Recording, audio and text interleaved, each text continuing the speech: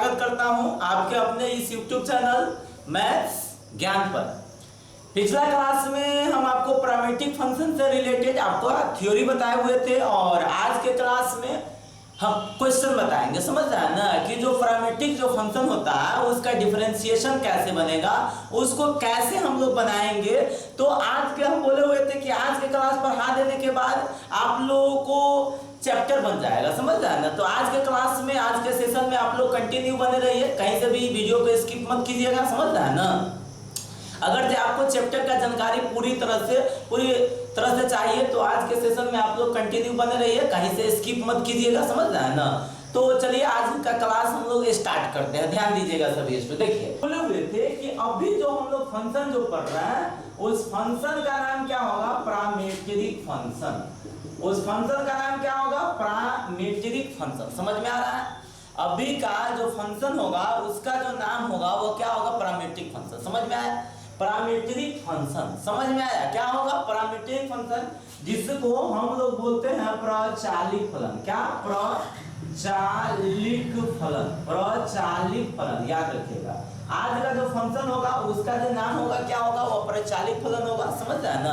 तो parametric function में हम आपको बोले हुए थे क्या चीज कल के क्लास तक कि एक तो वैल्यू इसका दिया रहता है। किसका वैल्यू दिया रहता है, एक तो वैल्यू दिया रहेगा x का, और दूसरा जो वैल्यू दिया रहता है वो किसका दिया रहता है, y का।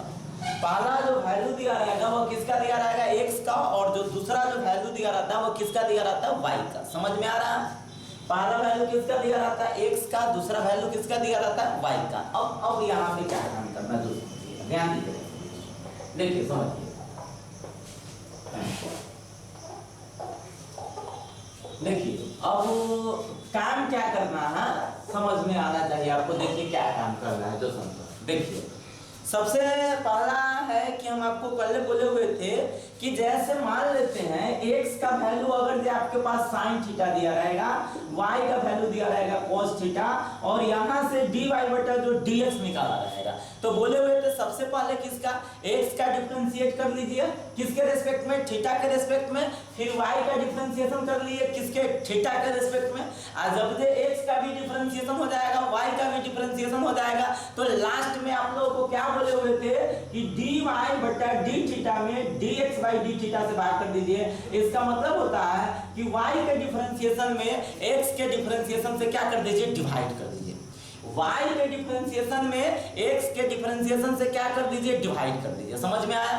तो चलिए हम लोग देखते हैं, समझिएगा, ध्यान दीजिएगा सभी स्टूडेंट। चलिए समझिए।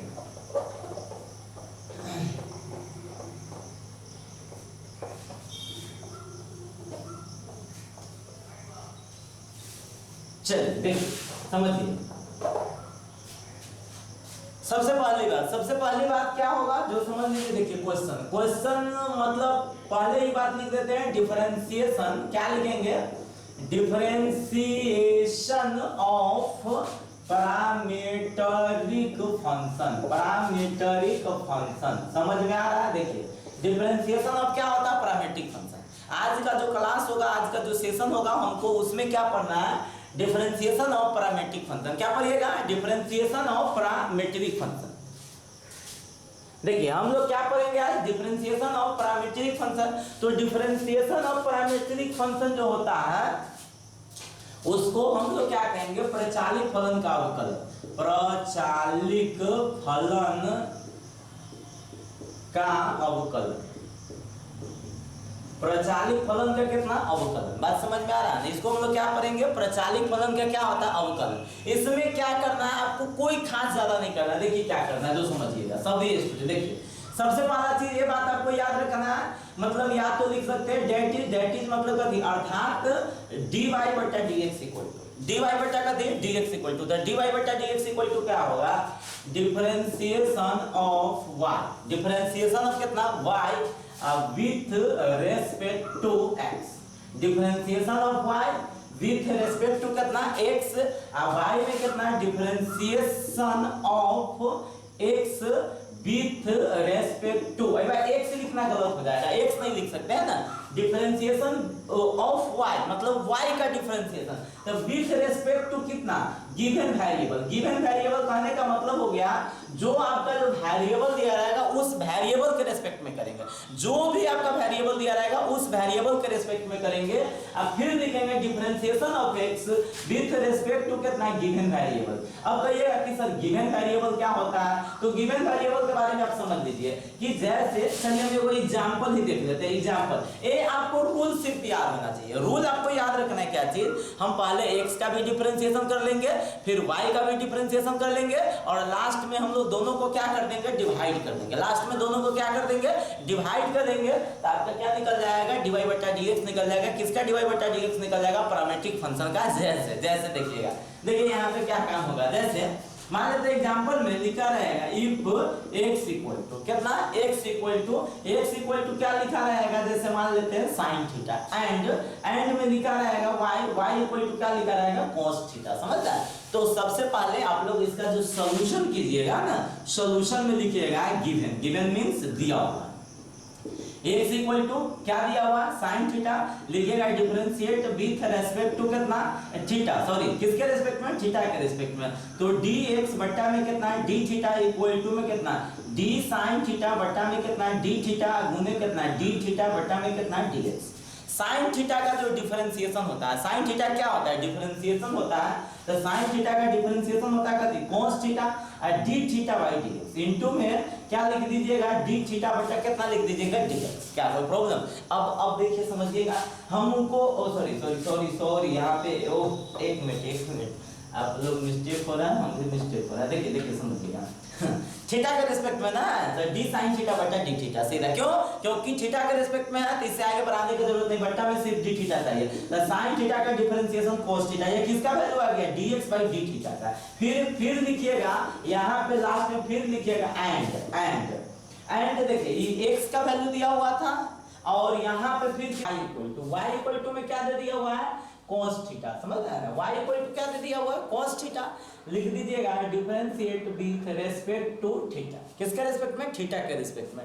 तो लिखिएगा आपके पास कितना है, dy बटा d theta equal to d cos theta by कितना है, d थीटा। cos थीटा कितना हो जाएगा, माइनस sin थीटा। कोई प्रॉब्लम?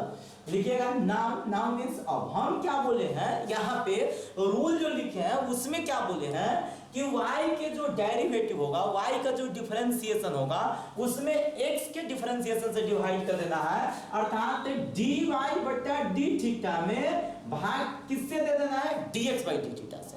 dy बटा d थीटा में किसे, dy बटा d थीटा में आपको भाग किसे दे देना है, dx बाई d थीटा से। dy बटा d थीटा का वैल्यू कितना है, माइनस sin थीटा बाय, देखिए dx बाई d थीटा का वैल्यू क्या है, cos थीटा। d थीटा से d थीटा क्या हो जाएगा, कैंसिल हो जाएगा, इसीलिए लिख दीजिएगा dy बटा dx equal to minus sin by cos बराबर कितना, माइनस tan थीटा। क्या समझ में आया? तो इसी तरह से हम एक और एग्जांपल लेते हैं और समझिएगा। चलिए इसको मिटाते हैं, ठीक है।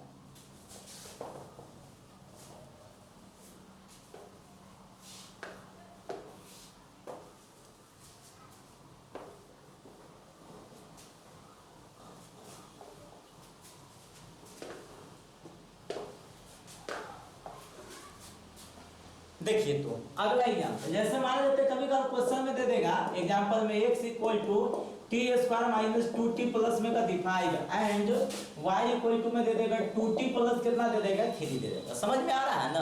तो कोई खास नहीं है, आप लोगों को बहुत ही आसान चैप्टर है। आप लोगों को कल हम लोग एनसीईआरटी का सॉल्यूशन लेके आएंगे, देखिएगा कितना आसान ये चैप्टर है, बहुत ही आसान चैप्टर है। आप लोग बस कंटिन्यू खाली देखते रहिए, हर एक वीडियो को सीरियल बाय सीरियल देखते रहिए। हम आपको उम्मीद दिलाते हैं, हम आपको विश्वास दिलाते हैं कि आपका एक भी ऐसा क्वेश्चन नहीं होगा जो एक्सरसाइज का नहीं बनेगा, सब क्वेश्चन बनेगा और आप एग्जाम में बढ़िया से बढ़िया मार्क्स ला सकते हैं। और आपको एक कभी नहीं लगेगा कि हम लोग जो ऑफलाइन क्लास पढ़ते थे जिसमें और इसमें कुछ ज्यादा अंतर है, समझ रहे हैं ना? आप उसी तरह से बना सकते हैं, उसी तरह से आप हर एक चैप्टर को, हर एक कॉन्सेप्ट को, हर एक टॉपिक को आप समझ सकते हैं, समझ रहे हैं ना?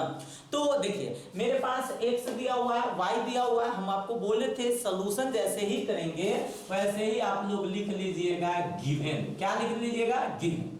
गिवन मींस दिया हुआ है x बराबर T square minus 2t plus 5, इसका आप डिफरेंशिएट कर लीजिएगा। तो लिख दीजिएगा डिफरेंशिएट विथ रेस्पेक्ट टू कितना, t। Differentiate with respect to कितना टी, तो हो जाएगा आपके पास कितना है dx बटा dt equal to dt square by dt minus 2 constant बाहर निकलेगा dt बाई dt प्लस में d5 बाई dt। समझ में आना चाहिए ना, क्योंकि ये सब तो बहुत हम लोग बार पढ़ चुके हैं, बहुत पहले पढ़ चुके हैं, तो इस समय आप लोग को खास दिक्कत नहीं होना चाहिए। टी स्क्वायर का डिफरेंशिएशन कितना 2t माइनस में 2t का कितना 1 और 5 कांस्टेंट है 0, अर्थात हो जाएगा 2t माइनस कितना 2, कितना हो जाएगा 2t माइनस में कितना 2, यह आंसर हो गया dx बाई dt का, कितना हो गया dx बाई dt का। फिर लिखिएगा एंड y बराबर y इक्वल टू में आपके पास क्या दे दिया हुआ है 2t प्लस में कितना 3, ये किसका वैल्यू दिया हुआ है y का। फिर इसका डिफरेंशिएट कीजिएगा तो लिख दीजिएगा डिफरेंशिएट विथ रिस्पेक्ट टू कितना t, किसके रेस्पेक्ट में t के रेस्पेक्ट में डिफरेंशिएट कीजिएगा, लिख दीजिएगा dy बटा dt बराबर 2 बाहर निकलेगा dt बाई dt और फिर प्लस में कितना d3 बाई dt, अर्थात हो जाएगा 2 into 1 प्लस 0 अर्थात कितना 2, अर्थात कितना हो जाएगा 2। लिखेंगे नाउ dy बटा में कितना है dt by dx by dt, तो dy बटा dt का वैल्यू डाल दीजिएगा, dy बटा dt का वैल्यू कितना है 2 और बाई dx बाई dt का वैल्यू डालिएगा तो कितना है 2t माइनस में कितना 2, समझ में आया 2t माइनस 2, यही ना है। dt से dt क्या हो जाएगा कैंसिल हो जाएगा, dt से dt क्या हो जाएगा कैंसिल हो जाएगा, आपके पास बच जाएगा dy बटा dx इक्वल टू, यहाँ से 2 कॉमन ले लीजिए, तो 2 कॉमन लीजिएगा तो t माइनस 1 बच जाएगा, 2 से 2 कैंसिल, इसीलिए लिख दीजिएगा dy बटा जो dx बराबर हो जाएगा 1 बाई t माइनस 1, यही आपका क्या हो जाएगा आंसर हो जाएगा। क्या कोई प्रॉब्लम? तो देखिए समझिएगा सभी स्टूडेंट, यह एक चैप्टर है जो आपको आसानी से बन जाएगा। इसमें कुछ ट्रिगोनोमेट्री का फॉर्मूला आपको याद रखना पड़ेगा, सिर्फ आपको ट्रिगोनोमेट्री का फॉर्मूला याद रहेगा, आप आसानी से इस चैप्टर को क्या कर सकते हैं बना सकते हैं, समझ रहे हैं ना। तो हम कुछ ट्रिगोनोमेट्री का फॉर्मूला लिख देते हैं, इसको आप लोग याद कर दीजिएगा, ठीक है। तो चलिए हम लोग कुछ ट्रिगोनोमेट्री का फॉर्मूला लिखते हैं।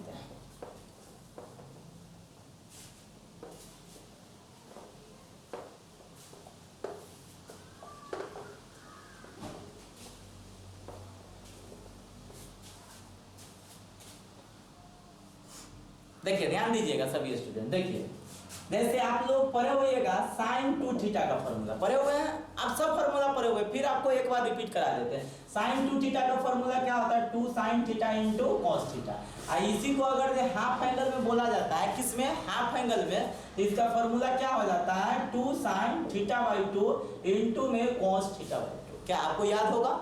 इसके बाद आप लोग पढ़े होइएगा cos 2 थीटा का formula cos square theta minus कितना sin स्क्वायर थीटा, पढ़े हुए हैं ना। इसी में एक और फॉर्मूला आता है 2 cos स्क्वायर थीटा माइनस 1, इसका एक और फॉर्मूला आता है 1 माइनस 2 sin स्क्वायर थीटा। इसको चाहिएगा हाफ एंगल बनाना था, हाफ एंगल बना सकते हैं, यूज आएगा तब बना लीजिएगा, उतना हम लोगों को पढ़ा यानी लिखने का जरूरत नहीं है, आप लोगों को सिर्फ याद दिलाते इस टाइप का फॉर्मूला आपको याद रखना होगा। अब इसके बाद आप लोग पढ़े होइएगा 1 प्लस cos 2 थीटा का फॉर्मूला 2 cos स्क्वायर थीटा पढ़े हुए थे, याद कीजिए, प्लस रहता है तो cos हो जाता है, यहाँ पे हम बोले थे कि 1 माइनस cos 2 थीटा रहेगा, तो इसका formula 2 sin square theta, plus रहने पर cos माइनस रहने पर कितना sin, अब 1 प्लस अगर जो cos थीटा होगा तो क्या हो जाएगा 2 cos स्क्वायर थीटा बाई 2, क्या हो जाएगा 2 cos स्क्वायर थीटा बाई 2, और 1 माइनस अगर जो cos थीटा रहेगा तो फॉर्मूला क्या हो जाएगा 2 sin स्क्वायर थीटा बाई 2, समझ रहे हैं, हाफ एंगल हो जाता है, इसी दोनों का हम हाफ एंगल बना दिए। तो इस टाइप का आप लोग फॉर्मूला याद रखिएगा। तो आप लोग अगला लेक्चर देखना मत भूलिएगा, क्योंकि अगला लेक्चर में हम आपको सॉल्यूशन एनसीईआरटी का जो एक्सरसाइज है 5.6 उसका सॉल्यूशन लेके आएंगे। तो आज का सेशन हम लोग यहाँ पे स्टॉप करते हैं, आप लोग बने रहिए मैथ्स ज्ञान के साथ, तो हम लोग फिर मिलते हैं अगले लेक्चर के साथ अगले दिन। ओके, धन्यवाद।